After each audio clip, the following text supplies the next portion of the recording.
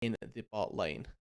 Yeah, but then looking at that, Talia locked in for BDS Academy. I think they're going to be feeling pretty good that they got their hands on that one. If Rika's able to get similarly as accelerated as he was in that previous game, then he's going to be absolutely fine. And now, let's say it's a pick that we don't really see all that often, but it's going to be locked in. Adam has played it once this split, and he's playing it again.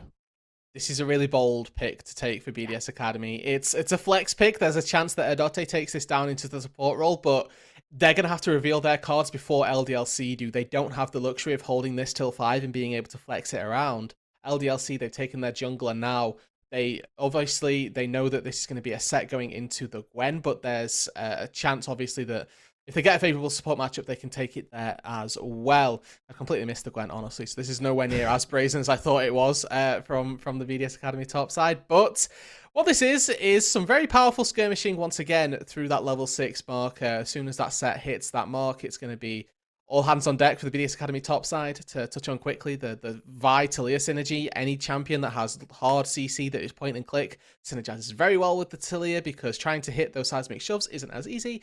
You have things like the Vi, like the Pantheon in times gone by. Very simple to set up and allows for a lot of damage. Yeah, as we've gone through the second phase of bans LDLC targeting mostly towards the bot lane, BDS Academy doing a similar thing. So trying to secure a priority matchup for Exakick in the bot lane, trying to get him something on the Zeri that's going to feel good. Although that Draven ban does imply that BDS Academy still think the flex is alive, and if you lock a Lulu here, you've not actually revealed anything. No, really smart from LDLC. They're holding this all the way through, and this is a pretty wise thing being set up by, honestly, both sides. Obviously, LDLC with that flex pick in week 9, or week 8, excuse me, on that final game, has now set them up for playoffs. The entirety of it to be, well, Zeri, is it a flex? Is it not? Who knows? Well, you're going to have to kind of trust yourself on this one. BDS now though need to lock in a bot lane. They're going to go for something a little bit more stock standard. Ezreal Karma still open as the common pairing to go with this bot lane, and a little bit of a detraction from what we've seen in recent times, but no surprises still to be safe while your top side looks so very powerful. It's something very safe for Cranny. It's something scaling. The Ezreal, technically a little bit safer than the Zeri, and when you've got a Yuumi on top of you as well, it is very, very difficult to actually kill this bot lane. I think that Yuumi, again, like I say, champion that is completely obscene right now. In 12-13, still a very, very powerful pick.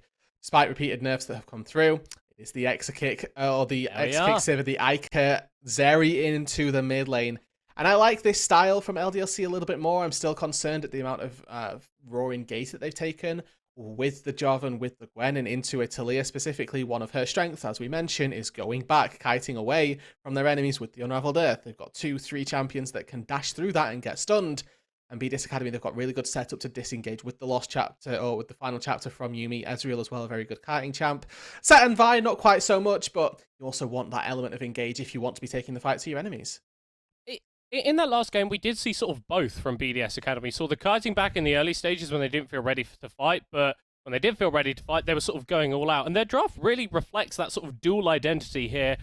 You've got the defensive picks in the Ezreal and the Talia, and then you've got the divers like that set and that vibe. But on the other side, LDLC have sort of stolen a page from BDS Academy's book in Game 1 and gone a lot of scaling in terms of their lanes. You get to the later stages, the Zeri, the Sivir, and the Gwen are going to be unmatchable. Yeah, and we saw the power that comes from an Ultra Sock Laser in week number 8 versus Carmine Corp. This is not something that you can take handily if you're letting Zeri get to the late game. Really needs to be respected. Well, we'll see if BDS Academy can go 2-0 up in the series, or if LDLC can bring the fight and even it up. We are going to be jumping into game in just a moment.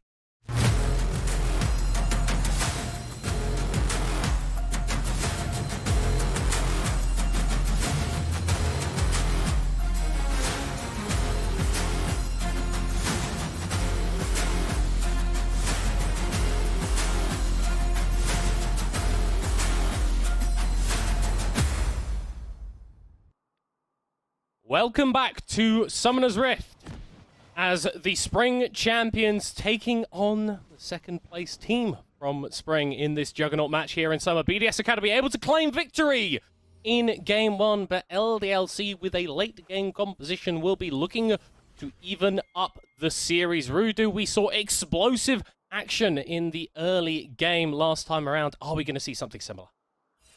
No middle clock, we're not. I'm going to be not necessarily firm about this, but I would expect these two teams to try and play a little bit more passive through the early stages of the game. We've got a side for LDLC that scale very well into the late game. They will be quite happy to take things at a snail's pace if necessary. They do have Yike on this Jarvan jungle to facilitate early plays if we see any particularly egregious positioning by BDS Academy. But we've also got a BDS Academy side that don't really function until they reach level 6. They've got Vi set as a top side duo, which not necessarily the worst in the world, but obviously would like to hit that level 6 marker for that hard hitting CC, and obviously all the damage that follows up from that.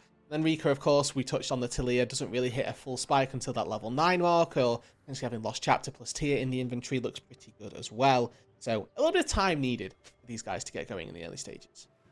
Yeah. Shio starting on the bottom side of the map.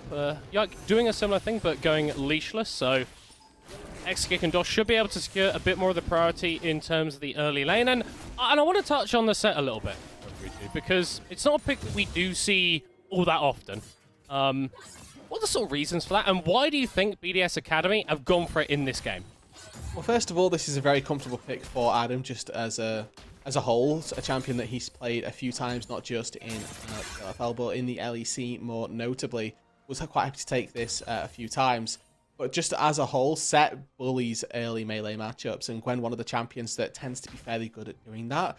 The one sort of answer, most notably, is this Set, because you can walk up and take these all-in trades where you can just fire auto attacks down and not really get outdone by it. So with Adam controlling the early lane, it puts Ragnar a little bit behind, and like we saw from the Olaf in game number 1, they're going to be looking to leverage this into very real team fight capabilities later on. A champion that, yes, gated a little bit by their movement, but once again opting for this Conqueror. Quite likely that we see something along the lines of a Gorging, potential Stride Breaker 2, people in range.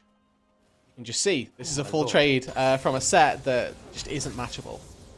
It turns out punching people in the face does a lot of damage. And Adam, pretty good at punching people in the face. Ragnar didn't really get into the last game. You have to feel on the Gwen.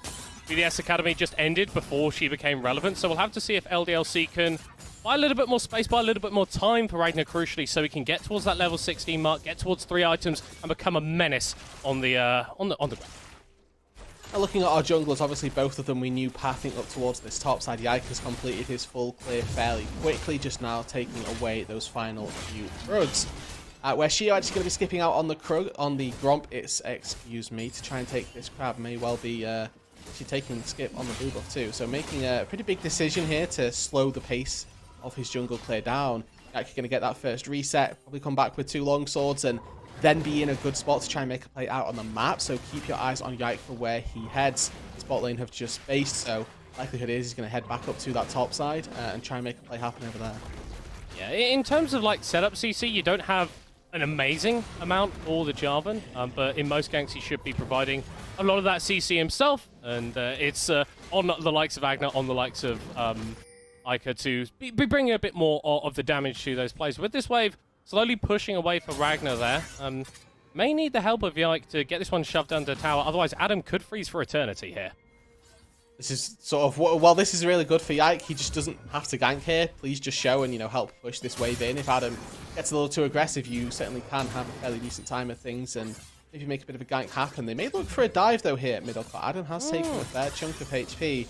Haymaker down for a little while, and they could have a window now to go for this. Yeah, it's always a risky business diving a Set, though. The health regen on low is very impressive. Double knockback as Adam flashes away. Ragnar chases him with the snip and hits him down. Yeah, no Haymaker. All the big cooldown, really, that you're looking for from the Set. If his W's up, he gets a big shield. He's able to do a bunch of true damage back. That's going to be a quick kill under the turret. TP up to the top side so that not the entire wave is missed. It's not all doom and gloom for Adam on that top side, but a very good lead early on for LDLC. And this is what we really didn't see from them in the previous game. Early plays actually going in their favor. And with that small gold lead on the Gwen, I imagine that Ragnar is going to be a little bit more relevant in this game. Hopefully a little bit more relevant, as there are a few other lanes on the map, and we'll have to see if Yike is able to get a similar bit of early action going down to accelerate Ica or Execute. And interestingly here, Yike, I think has opted into Futures Market. I'm 90% sure that you can't get Coalfields off of a full jungle clear on your first base. So opted into this to get even more skirmish power for that exact play, it feels like. Managing to come away with a really strong item purchase off of his first back, and then leverages it into a top gank, which is going to help Ragnar for the remainder of this laning phase. Which is, for Adam, really being indexed into. Going in as double Doran's plays is not something that we tend to see all that frequently. Because, like we say, game a lot more about trying to scale into the mid game, into the late game, getting your mythic item as fast as possible. But Adam, bypassing that a little bit here, taking a little pit stop to make sure that his laning phase is as strong as possible. Yeah, but if you aren't able to get advantages through that laning phase, you have wasted a lot of gold. The Doran's items only sell for 40% of their value. Normal items sell for 70%. So you're really going to be missing out on gold unless this buy is resulting in a significant CS lead in kills and objectives potentially as well. And there's a world where this does work well. Ragnar, last game, opted into plated steel caps and the ruby crystal as the first purchase on the Gwen. This time has opted into the leeching Lear. Still with that Doran's shield, so he's feeling fairly comfortable with a little bit of the sustainability that comes from that. But he's nowhere near as tanky as he would have been. He does, however, have a lot more damage. Oh, Ragnar has already used the needle workers. 3 members of LDLC are here to try and take down Adam as Ica going low on the opposite side of the play. Adam still staying alive with the ultimate, though. The showstopper is Yike is forced to flash back. Solo on the set. No haymaker available. Ragnar takes the kill. Flash away from Yike there, stops the 1v2 going into Adam's favor. Really good utilization of that cooldown to make sure that he's not giving something over. But Ica, rare misstep, hops into the middle of 2 people, and Rika and Shio are kind of happy to take this marksman and slam her down into the grave. Really good 1-for-1 overall, and gold going into both pockets right now. The Gwen, the scary one for LDLC, and that's something that you never want to hear if you are BDS Academy. Yeah, and that early game purchase for Adam, not the best fight to show it off, but I digress. LDLC have built themselves a 1,000 gold advantage off of a much better early game than in the last matchup in this game. But we'll have to see if BDS Academy can make some plays around the map, use some of the aggression that we've known them for in the second half of the split to claw back some of that advantage. And this time the roles have been reversed. This time it's BDS Academy who have the onus of needing to go for the early proactive plays. They need to be the ones that step up and try and force the lead, because we've already touched on this. Gwen, Sivers, and Zeri in the late game, all simply pound for pound better than all of the pieces that we've seen from BDS Academy in their respective roles. The fact that LDLC now have this lead in the early stages is a very good sign for them, and it is largely coming off the back of Yike making these plays and being at the right place at the right time to stop any misfortunes befalling the top side. And Yike is such a cool player to highlight, because a lot of the players in this match have been around the ERL system for a while. They've done their stints in mage regions. A few of them appearing in the likes of LCS, LEC. Ragnar has obviously spent a few splits in the TCL.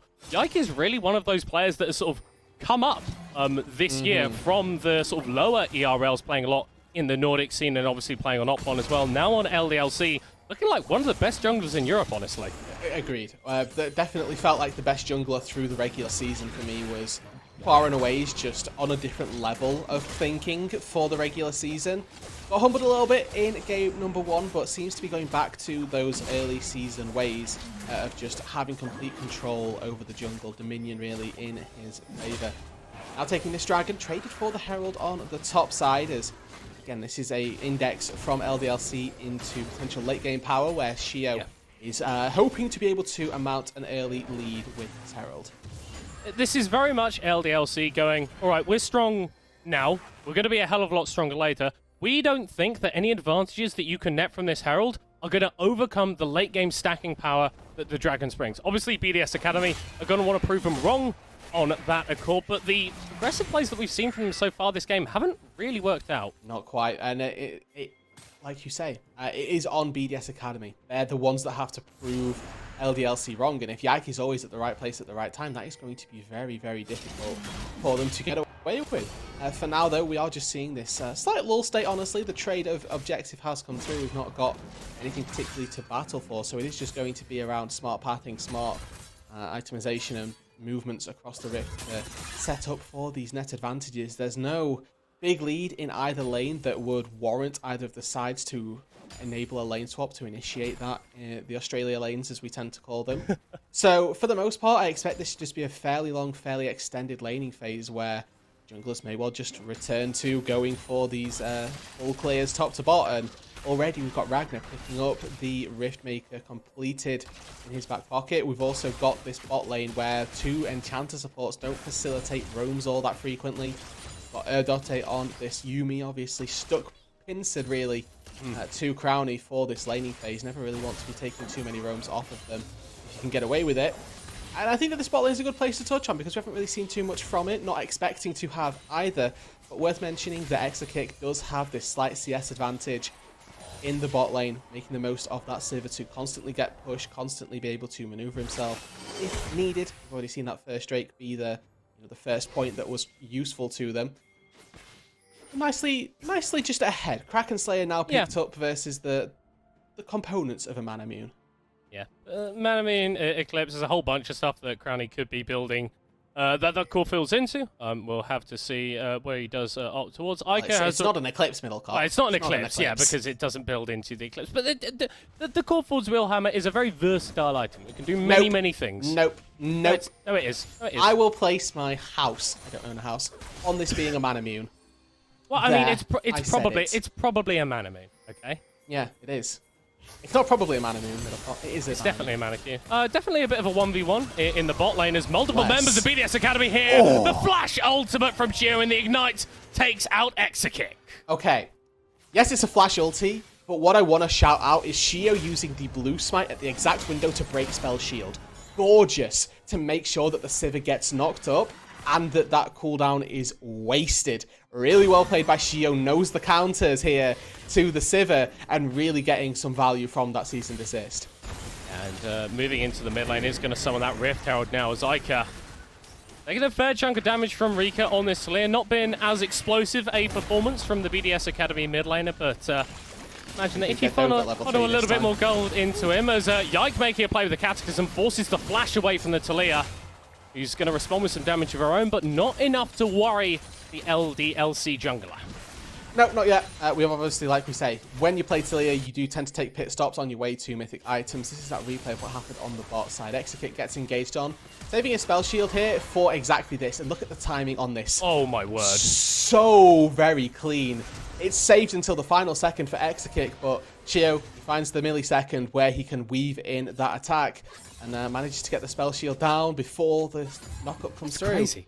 Yeah, it is. It's genuinely a crazy mechanical play because it's not like Exakick has passively got the spell shield on him. He's going to be trying to hold that for as long as he can so that he makes sure it's only the ult that he's going to be spell shielding. But Shio managing to flip that smite in there at the very end was very, very impressive stuff. And now BDS Academy, they've tied up this game in terms of kills, and the gold lead basically non-existence for LDLC right now. This has been great from BDS Academy, coming back into this game now on parity.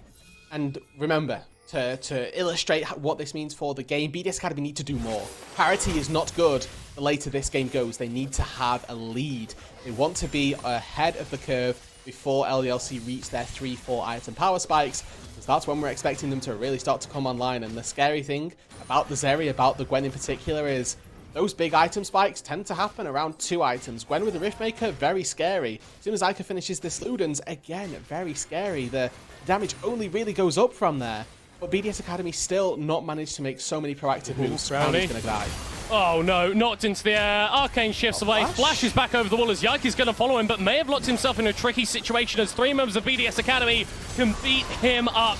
Dos shielding the Jarvan, who somehow is still alive, gets followed by Shio all the way into the back line as Exakick is on the wrong side of the rift, trying to cut away as much as he can as Ica claims the kill onto Rika, and the AD carry for LDLC gets another one. It was a little bit dicey, but LDLC come out on top. 2 for 1. Crowny, the one who actually got engaged on, is the one that lives from BDS Academy, strangely enough. Teleport from Ragnar there. A bit of a difference maker, allowing for LDLC to have this all-out engagement. It meant that BDS Academy had to back away, and the 2 members that fall, unfortunately, didn't quite catch the memo. But gold going into the Sivir, gold going into the Zeri. Once again, have to illustrate how scary this is for BDS Academy. All of these slight plays that are minute wins for LDLC are setting BDS Academy back so very far. And it's a similar situation to game 1, Rude Dude. BDS Academy, they had their top, their mid, their AD carry, all with leads, and were able to take those advantages and push them through a load of mid-game teamfights to pick up the W. LDLC find themselves in a very, very similar situation. I'm going to hop onto this dragon, though. BDS Academy utilizing the back timer of DOS to try and get this down. Of course, this is 12-13, not 12-14, so these Drakes very easily soloable for your jungler. Shio does get a little bit of assistance from County over the wall and is in there and out within enough time before Ica and Yike can get there to stop the Drake from being taken. A good stall, honestly, by BDS Academy. We saw the power of an early game soul in game number 1, and them getting that here is actually very, very crucial. But now BDS Academy, they're going to get collapsed on its crown, need the target, and 3v1 for a small amount of time. He does still have the arcane shift available. He's finally going to use it, but Yike is going to take him out. No, X-Kick actually claiming the kill. As here comes Shio, here comes Odoti, but they're getting jumped on as well. The chase down potential from LDLC is relentless. Escape found underneath the tier 2 tower. But that tier 1 is not long for the world. Teleport by Ica as well, so commitment of resources by the LDLC squad. Ooh. Oh! That wasn't supposed to happen. That wasn't supposed to happen. We'll have to get a replay of that in just a second. As in the mid lane, Rika actually claiming first tower, so it's LDLC that make the play on the bot lane, but once again responded to very nicely. Nice cross maps by BDS this time round. They're able to take mid lane tier 1 turret off the back of Ica teleporting away.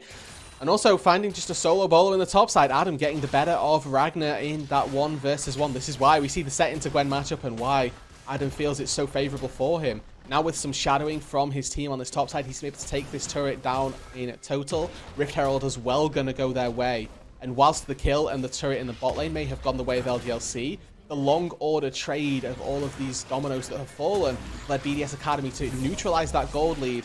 And with that Herald in the back pocket as well, likelihood is they'll be able to open up their own one. Yeah, it's been really great stuff to see from a team that was a little bit lower down as this is the 1v1. Oh, I mean, Adam just has more stats, I guess.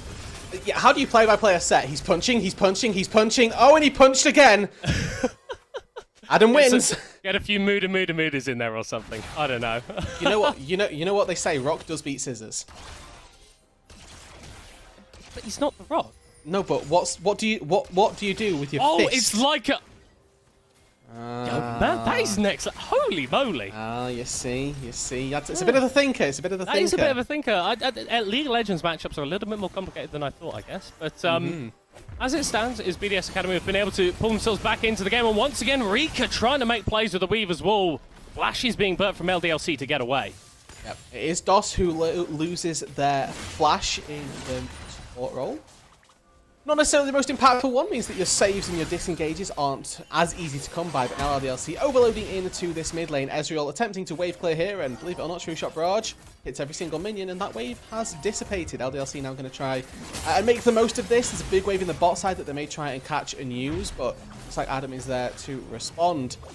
Momentum just slightly now in favour of BDS Academy. They've got push in that top side, and with that Herald still in the back pocket of Shio, question marks as to where that's going to get placed down arise. Yeah, but then you look at the other side, and the item completions are here for LDLC. 2 items onto Ica, 2 items for X-Kit. You really want 3 on the Sivir for her to start popping off, but absolutely can do things if given enough time on just 2, and still in an even game state here, Rude Dude. And the interesting thing for me is how decisive BDS Academy were in that game 1, how they had this lead, and around about this time actually they started finding a load of team fights. They pushed that lead forward, they were able to blow up the Nexus nearly 10 minutes later.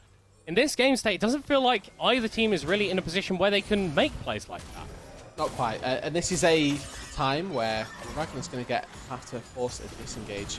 It's a time where BDS Academy are starting to come to the end of their powerful nature of the composition. Once we see those big items hit, Ragnar, who's finished either the Shadow Flame or the Rabadon's Death, and Sanctity Edge comes online, that's when we start to give the favourable fights over to LDLC. That's that window where we think where we think LDLC are going to be stronger and have these team fights in their favour. But we do have Van Sunder finished for the Vi. Gore Drinker as well picked up for Adam. Tends to be one of the strongest points for the Bruisers in the top side of the Rift for BDS Academy. So onus is still on them to try and make these plays. I think that this Drake in 40 seconds is going to be very telling as to how the remainder of this game is going to go, because LDLC, like you say, similar to BDS in game number 1, are not bound by going for this Drake. They know they have the better team comp later on, but they may still feel confident enough with a couple of these items being hit to try and take a fight. Well, and the thing is as well, because both teams have actually taken a Drake, this second Drake, or would-be second Drake, or whoever picks it up, doesn't offer you massive amounts of immediate power. The Hex Tech is probably one of those strengths that you don't mind actually getting on top of you because the stats are just generally applicable, but it's not something to completely throw a team fight over because the gold is a little bit more valuable at this stage of the game. As it stands, LDLC have got the position in the river, but BDS Academy are starting to move over. They've got good control from mid as well, so mid push is going the way of BDS Academy, and because X-Kick has to tend to that wave, it means that they get started up. Wall splits off LDLC here. Well, there's a big hit from the Ultra Shock Laser as Yike going over the wall. Not going in just yet. LDLC do want to pull the trigger on this play, but their jungler gets exploded! Oh my word, yikes, where did he go as Ragnar can't connect with the needleworkers? Rika pulls him back towards the team. Maybe a mistake there from the BDS Academy mid laner. LDLC feel the need to go even further forward. The flash from Exekick because he wants to hit with the crits. Can't do it on the Sivir though. Once again, BDS Academy disengage a fight beautifully. And again, getting a dragon, getting away without losing anyone. This time they even take down Yike. The power of mid lane priority was exemplified right there. If Exa kicks with the team when that engagement comes through, I feel that could have potentially been a wipe for BDS Academy really in a worse spot. Now there's a team behind. Yeah, polymorph onto Adam as he still gets the base breaker. He still completely explodes Exa kick as Ragnar in the middle of everybody dashes out just in time as Rika slays down Dos. Ica has nowhere to go. Ragnar has nowhere to go, and LDLC being pincered in BDS's jungle. Well, it looks like they're going to lose out on Crownie in the mid lane unless Adam can save him, actually. Oh, this no is way! So close. What? Ragnar! Dashes away. The chase potential coming through from Shio. Surely he kills the Gwen. Oh, my word. Close. I was getting a little bit crazy there. A little bit crazy there, Rudu. Yeah, and Crownie does live in the mid lane as well. Yike not able to pick that one up off the respawn, so really big win for BDS Academy, TPing behind and using this Yuumi so beautifully. Adote is just able to sustain up all the crucial members just enough to get them into another fight position. An overextension, LDLC on the map, and BDS Academy starting to turn this game into their favourite. It's been very close, very tight for the first 20 minutes, but once again, around this 20-minute marker is when they're starting to come online. And it just feels like BDSA have got better hands than LDLC at the moment, which is not a sentence that I expected to say. We know that BDS are a team that I think play with their hands a little bit more than their heads sometimes, but it's working so far. Credit to them. If that's the route that takes you to a victory, nobody's going to care if you 3-0 this by beating LDLC in a hands check. The ends justify the means, and you're getting that win is the most important factor. Now we're at this 23-minute marker. Once again, a reminder, Talia does Baron very quickly. The Ezreal no slouch either with these two items in his back pocket. BDS Academy get a small window. They can quite easily head toward this Baron. Now, of course, the poke coming through from LDLC is going to be nothing to scoff at either. Ica with this big AP build is going to be very scary throwing those lasers across the wall. They just go for a fight. That doesn't matter. On the hunt used by Exekick. He's jumped onto by Shio, and the Sivir is just dead. There is no counterplay when BDS can pull the trigger like that. Yeah, and you've only got one spell shield, unfortunately, for the Sivir. There's far too many cooldowns to try and get away from. Seismic Shove, you've got Cease and Desist. There's all too much final chapters as well raining down on you, and Yuumi into Sivir is a very good matchup for the Yuumi. You can spell shield merely one of the 7 or 8 waves that Yuumi sends at you, so not a good matchup in that instance. So very easy to break that spell shield, and you still get rooted after the third one that does successfully land. BDS Academy makes a successful play for the AD carry of LDLC, but that is all. But the thing about AD carry is that even when Exekick gets the Infinity Edge, that's not going to stop BDS Academy from being able to do that. And LDLC need this Sivir as a late-game AD damage threat, and if she's being exploded like that every team fight, BDS, they might be looking at the enemy Nexus very, very shortly. That's not out of the realms of possibility, Middlecott. You are quite right. Now, the saving grace, I suppose, for LDLC is actually that they took the early dragon. And it's weird that the game state has led us to think that this is now a saving grace for LDLC, because we were expecting them to be the ones trying to stack up these drakes and trying to put themselves onto Soul Point fairly early on to have that late game Exodia really on the Soul, plus the really strong teamfight comp. But at present, BDS Academy are working their way towards that Hextech Soul quite nicely, 50 seconds on the respawn of what would be Soul Point for them. And Hextech Soul, I think, if anything, is the greatest thing outside of, obviously, the Elder at offsetting any compositional disadvantages you're going to run into. Yeah, those bonus stats, we've already touched on them. They're exceptional. Attack speed and ability haste. No one's going to be complaining of that, and they are absolutely brilliant on champions like the Ezreal, like the Talia, who want to be throwing out as many of those spells as possible. And with 20 seconds to go until that Drake spawns, and no member of LDLC in this bot side jungle, it looks like they're going to give it up. And they've just hit that big item, actually. I was really looking for Exekick's Infinity Edge to be that time when LDLC looked to make a proactive play. This would be one that I was down for, honestly. Instead of contesting for the Drake, you opt into trying to take the Baron. This is a good cross map that you can go for. Crowny uses the ulti to try and scout it out. They weren't on it, but he still got Scryers. That's going to go down. Now they know. Now BDS Academy are aware that there was an attempt by LDLC. They peel off of it immediately. They're searching for a fight in the mid lane that doesn't come. Soul Point goes to BDS Academy, and there is no recourse at all. And I'm just surprised by this, to be honest, Rude. Not the fact that BDS Academy are winning, but the fashion that they've done it. They seem to have blended that aggression, that hands checking with smart ideas about macro. Hey, we can one-man, two-man this Drake, make sure that LDLC aren't able to start up the Baron, aren't able to get that as a potential comeback condition into this game, and it's BDS Academy who are retaining full control. I'm confused again. I was looking at LDLC. They had this really strong early game, and I think I was looking at least a bit of deja vu, just with different teams. The nameplates really swapped over, but BDS Academy showing that they've got the control, they've got the power to not only draw out their own leads, but now they could be looking for a fight again. Oh, Weaver's Wall from Rika to try and cut them off as over the wall goes the Vi. Shio on a killing spree, and Dos going to be dead fairly soon as well. A double kill for the Vi. Brutal stuff from BDS Academy as Yuck is going to attempt to make his escape, but that's the wrong jungle, buddy. This is going to be a long road, actually, and this could be a good stall. Jarvan very good at stopping champions, and, well, he's already been caught on top of. Second Q. Could come out. No. That's Baron. Not going to happen. And that is Baron. 3 dead on LDLC. No smite available for the reigning champions. And BDS Academy feel free to start this one up. Now, they do lose their mid-tier 1 turret, and with Gwen plus Zeri still alive, there's a world where there's a contest to come through. Ultra Shock Laser may try to steal. Ragnar has got needlework. Starts to fire it over the wall, but Crowny jumping over to match up against the Gwen. Ezreal and Gwen on the same level? If that doesn't spell the situation that LDLC are in right now, I don't know what does, but Shio, they've gone too far forward. Ica forced to dance over the wall, and once again, BDS Academy get out with a neutral objective.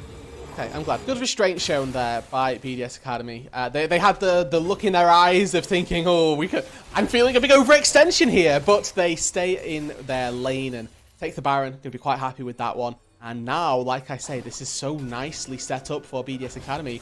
Once again, if we look at those objective timers, Baron is live for another 2 minutes 30. No. The Drake spawns, and here they go again. Oh no, Exekick just isn't allowed to have fun at this game. Spell Shield's the ultimate, but it doesn't matter. A killing spree for Rika. This Civet has been bullied the entire length of this game, and with 40 seconds of a 5v4, what can BDS Academy get? Icon of flank there gets spotted out. Good control ward by Crowny. There should just be a lot of gold going over. They can potentially even break open the base as Dote taken low. Not able to go down though. Yuumi, pretty good at staying alive. Yeah, Ica also pretty good at staying alive when they've got a Lulu at their back and can dash over the wall like that. As that's a little bit too far forward there, Ica. Flash going to be burned defensively from the LDLC mid laner, with Dos tanking that Mystic shot as well. BDS can move open to take this inner tower, and they may push for an inhib as well. No surprises if they do. Exekick still down, wave play missing. They don't even need the Baron debuff here. They're able to take that turret without too many minions, and Inhibitor falls in the mid lane. They've still got a minute and a half left on this Baron buff as well. Would love to see them extend and keep themselves using the Baron buff to the greatest measure. Ooh, that's a hell of a lot of damage onto Crowny though. The Ultra Shock lasers starting to hurt something fierce. A Void Star for Icarus once again. Ezreal just taking 70% of his HP. Yeah, that's back to base. Teleport is available if BDS want to continue the play. Only a minute left on the Baron, but this inhib tower will be falling low very, very soon. Yeah, they may just walk up and try and... Okay. Oh, well, okay. I didn't think Crowny would do quite that much damage, but the inhibitor surely going to follow right after this. The power this time for BDS Academy is that they've got Yuumi. And if anybody tanks the turret, tanks the Ultra Shock lasers, Well, you know what? That's going to be a pretty good job that your Yumi is there to heal it back. Oh, Ragnar? Okay, that may have been a little over-aggressive as the Gwen is forced to pop the Ghost defensively, and yikes. My word. Brownie does so much damage on this Ezreal. Hold on. This Academy need to out now. Teleport's coming through from Adam, though, just to try and get the rest of his team out of the play. On the hunt used by LDLC. And with this Drake spawning in 25 seconds, that is a key engage tool that they don't have available. Good tempo reset by LDLC. It means that BDS Academy aren't going to spend their gold before they try and take this Drake, but doesn't look like LDLC have got any way to contest. 10 seconds till it spawns, and all 4 members are in the fountain. This is going to be a soul given over to BDS Academy. No contest, nothing to be said by the LDLC side, and BDS Academy on the verge of taking themselves to a 2-0 lead in this series. A team that was not even in playoffs in week 5. BDS Academy in 7th place, 4-7. Then went on a pretty insane tear through the second half of the split, through that second round robin, and look to continue that here with a win, a second win in this series against LDLC, tantalizingly close. Deep breaths for BDS Academy. On the verge of, like we say, taking this second game. They've got 2 minutes 13 till that Baron respawns, and with the Hextech Soul at their back, that could very easily be the tool that they are looking to come away with the win. With. There we go.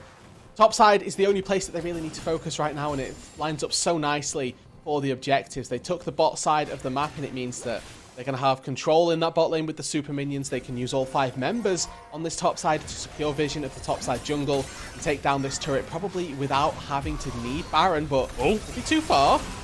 Yeah, as Ragnar using the needle work, as Adam is getting into a whole bunch of trouble in the backline, but it's going worse for Ragnar. BDS Academy's top laner still alive, flashes away from the Ultra Shock laser. 1-0, and BDSA continue the push. They can just play time here. Look at the mid lane, look at the bot lane, but they're going to go forward. Weaver's Wall once again from Rika, and it sets up the play for BDS Academy. Execute trying to cut away as much as he can, as it is able to put Shio in that Guardian Angel, but the rest of the team is falling around him. Yike, with the relative safety of that fountain, gets pulled back and punched in the head by Adam, who is on a killing spree. BDS Academy put themselves to match point against LDLC. Well, who saw this coming? Middle cut 2-0 to the BDS Academy side. Nobody had this being a clean sweep. This is the return, the resurgence of BDS Academy. It's so right that you mentioned week number 5, they were not even in playoffs contention. Have since gone on now a 10-game winning streak, and I don't quite know where this is going to end. They were resurging at the sort of back end of since the back end of week 5, and the question was,